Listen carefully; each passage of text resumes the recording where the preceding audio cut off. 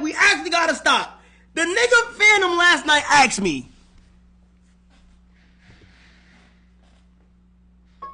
how much you care about that crib, bro? I said, bro, I ain't gonna lie, it don't matter. That nigga say he ordering a bulldozer, gang. Like, where the fuck do you even get that shit from, gang? So that's why I'm trying to tell niggas, just chill, bro. Cause when niggas say they gonna do something, they actually gonna do it, bro.